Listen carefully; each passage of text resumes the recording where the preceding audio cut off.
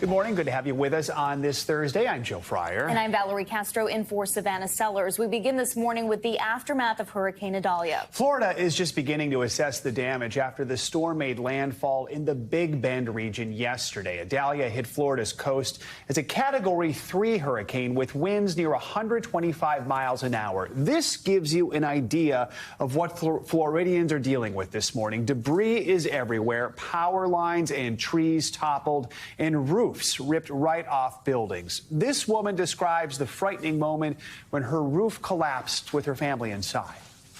The top of the roof just caved, slapped in on me and my 3 kids and my grandson.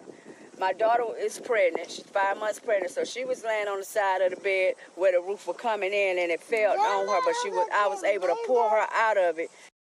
Glad to hear they're doing okay. Idalia's flooding also brought dangerous storm surges of up to 16 feet. That left some homes, businesses, and cars almost completely underwater. Some on Florida's Gulf Coast say they were forced to even swim out of their windows to escape the waves of water crashing through their front doors. Idalia also rolled through Georgia and South Carolina as a powerful tropical storm. These images show the heavy rain, the winds, and the flooding that hit Charleston. And that is where we find NBC's Wendy Woolfolk, who joins us from Charleston. Wendy, good morning. The storm brought heavy rain and flooding all along the coast. How high did the floodwaters get where you are? What are you seeing right now? Joe, Valerie, good morning to both of you. The sun is starting to come up, and daylight is definitely going to give us a better perspective about that damage here in the low country. High tide hit overnight and hit a record, the 5th highest here in Charleston at 9.2 feet. That's also because of the storm surge mixed with the king, I guess it's called the king tide, because of the super moon with the storm surge and then the high tide all colliding together. We are going to go out and survey that damage, but this area is no stranger to the flooding in this low country. But still, it was a rough night, a rough go, but thankfully the conditions have subsided, that rain and the wind moving north, as North Carolina is still under a tropical storm warning at this point. The Charleston International Airport did halt flights last night, but they are hoping to resume operations at some point later this morning. So, Wendy, before the storm got to South Carolina and Georgia, it hit Florida, specifically Florida's Big Bend region. It was a Category 3 hurricane when it made landfall. It's the strongest hurricane to make landfall in the Big Bend region since 1896. We're talking about the 19th century here. So what does the early damage assessment look like for that area?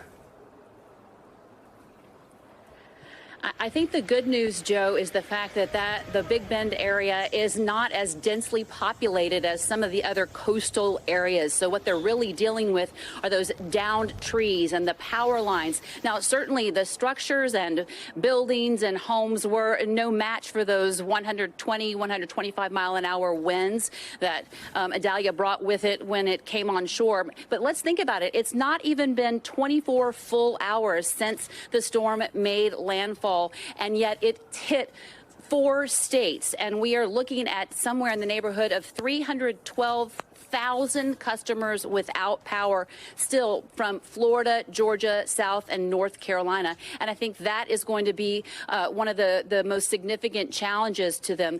I've heard that there is one community in Florida at this point 100% outage. So they are waking up with no power. They're waking up to bugs, to the heat, and a long road ahead of them. This was a quick moving storm, but it's not going to be a quick moving cleanup.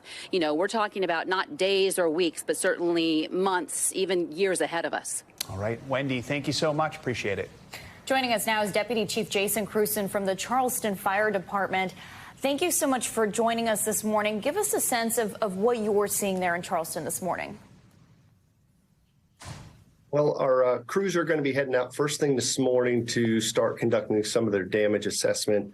We did see a pretty significant flood yesterday with the waters coming over the low battery there, as you saw pictured. And but we ended up pretty well. Obviously, we fared much better than Florida, so our thoughts go out to them while they're starting their recovery process today.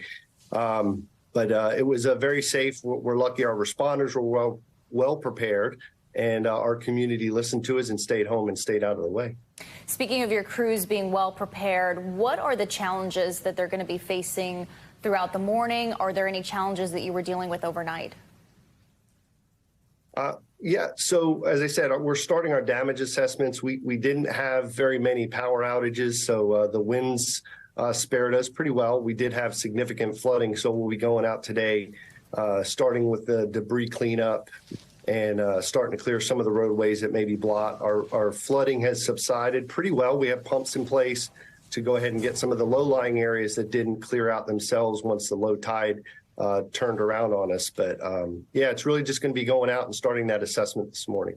And once that stage of this is over, the assessment is over, what is the next focus throughout the day, maybe even into tomorrow? Do you have the resources that you need for what's next? Yes. As I said, we fared pretty well, so we're not really concerned with being able to handle it. Unfortunately, I guess we see this all too often. So our crews are well prepared. We have a really good game plan. So we'll be coming out of the gates first thing this morning with doing the damage assessments and starting with some of that debris cleanup. Given that your crews will be out assessing things, looking for damage, what's the advice for local residents? What should they be doing? The biggest thing is we urge them to stay home, give us some time to get out and make a good assessment and determine. Our police officers were out last night blocking off a lot of the flooded roadways, so we have to clean up those barricades. So we have areas where we haven't had a chance to get into yet, as far as making sure that there's no open storm drains to where cars could go into it. So just heed those warnings and give us a chance to get out and clear it up. So we can enjoy this holiday weekend, hopefully, and get it back in order. All right. We know you have a busy day ahead of you. Deputy Chief Jason Cruson of the Charleston Fire Department, thank you so much for your time. Thank you. Let's bring in meteorologist Michelle Grossman. She is tracking Idalia this morning. Good morning to you both. Yeah, we are still looking at this as a tropical storm. So still seeing really gusty winds gusting to 60 miles per hour. We can almost completely say goodbye to Idalia, but that's going to be by this afternoon. Still seeing some really heavy rain in spots, the green showing the lighter stuff, the brighter color showing us where that heavy rain is falling. And we've been seeing this pretty much all morning long. As a result, we do have flood alerts. We have a flood watch that's in the green and a flash flood warning. That means flooding is happening now or it's imminent. So that's where it gets really dangerous. 2 million people impacted before we finally see Idalia off the coast later on this afternoon. Also looking at really gusty winds that could bring down some trees and power lines. We had some power outages. That number may continue to go up, but seeing anywhere from 30 miles per hour and up to 40, but we could see 50, 60 mile per hour winds as we go throughout the next couple of hours. Here is the track. It's kind of an interesting track. Finally seeing it off the coast as we go throughout the rest of this morning into the afternoon hours. And then it kind of makes a turn towards the north and east. So it could impact Bermuda by later on this weekend into the early part of next week. So we're going to continue to track that. Additional rainfall as we go throughout time here. We're looking at an isolated amount of 6 inches, especially where you see that orange, that yellow color that kind of corresponds to the higher amounts. But mostly we're seeing 2, 3, 4 inches of rain. Could see some flash flooding as well. That hot pink color showing that moderate risk. And flash flooding is dangerous if you're out and about. So if you can stay home this morning, that's probably a good idea before it completely clears out. As we're looking at wind gusts, we're going to see winds gusting up to 52 miles per hour in some spots. That's where we could see those trees and power lines coming down. And also still concerned about storm surge. We're looking at rough seas, some really high waves as well. Not a good idea to be near the water over the next couple of hours. Remember that surge is a wall of water that kind of goes over dry land. So that's where it gets super dangerous, 2 to 4 feet in some spots. That's where you see the yellow. That's not the only storm. We have a new tropical system. It's Tropical Storm Jose. So now we're up to the letter J. The Atlantics are really active. This is what you want to look at because we're looking at the conducive environment for development. And we're going to continue to see some really active weather in the Atlantic over the next couple of weeks. Otherwise, we're talking about Idalia. We're also talking about heat slowly building into the middle of the country. It is hot in some spots. It's going to be hot tomorrow. It's going to be hot over the weekend and into the Labor Day weekend as well. So record warmth. We're looking at temperatures into the 90s, into the triple digits. Today, 98 degrees in Dallas. That's 4 degrees above average for this time of year. But warm as we head towards the northern plains as well. And that heat is going to expand So we're looking at Omaha today tomorrow, into the 90s. That's above average, about 7 degrees above what is typical for this time of year. But once again, talking about triple digits in the Southern Plains, San Angelo into Houston, 100 degrees tomorrow in Houston. That's well above typical for this time of year. And Labor Day weekend, we want to be outside, but we're looking at temperatures near 100 degrees in Minneapolis by Sunday, upper 90s. I'm curious about Joe's dad's plans. And then we're looking at Chicago temperatures in the 90s, really warm there as well. Your Labor Day forecast, we are looking at Friday, starting out the weekend with a gorgeous day in the Northeast. It's going to be really low humidity, nice sunshine. The high pressure that's keeping us really nice is keeping any moisture from Idalia kind of impacting us, which is nice. That's good. Knowing my dad, he'll still mow the lawn. Of course, right? With the sweat. Exactly. Yeah. All right. You know, what a dad. Exactly. Michelle, thanks so much. Sure. We want to take a closer look at the trail of destruction left behind by Idalia as Florida is just starting to assess the damage from the storm. NBC News senior national correspondent, top story anchor Tom Yamas has the latest from Perry, which is the state's hardest hit in the Big Bend region. Tom, good morning. Hey, Joe, good morning to you. As you guys just heard there, flash flooding warnings in the Carolinas, and just behind me here, utter devastation in Florida. The effects of Hurricane Idalia are far from over. There are large portions of North Florida and the Big Bend area without power. Where we are here in Perry, this entire county is 100% without power, to give you an idea of how bad some of the situation here. In a lot of these communities, the infrastructure is crushed, and some towns are actually under curfew because of the ongoing emergencies.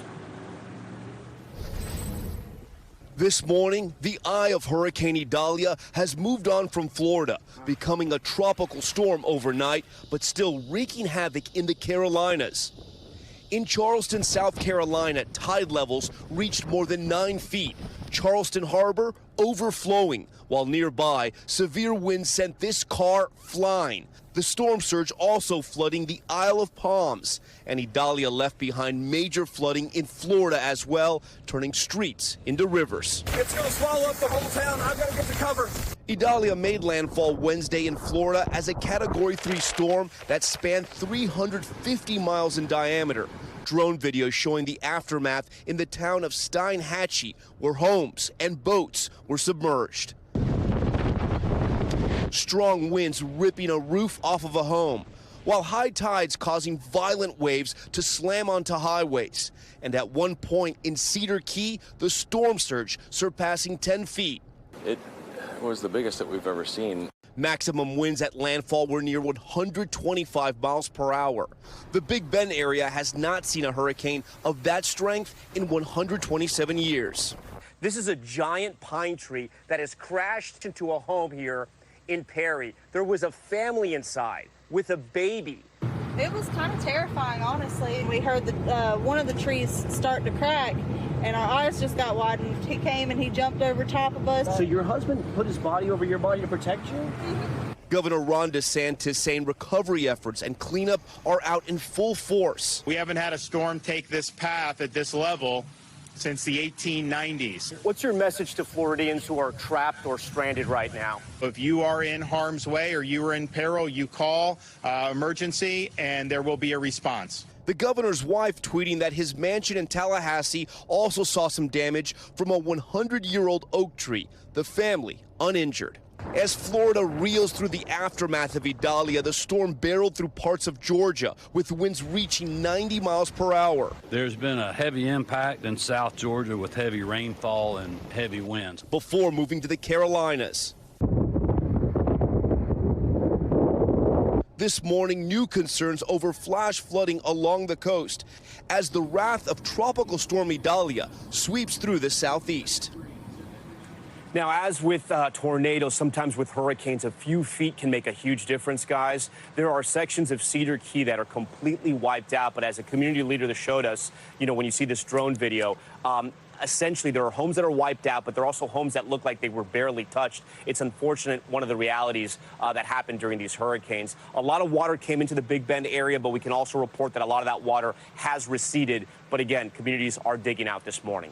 Joe and Valerie. Tom, thank you so much. Appreciate it. Thanks for watching. Stay updated about breaking news and top stories on the NBC News app or follow us on social media.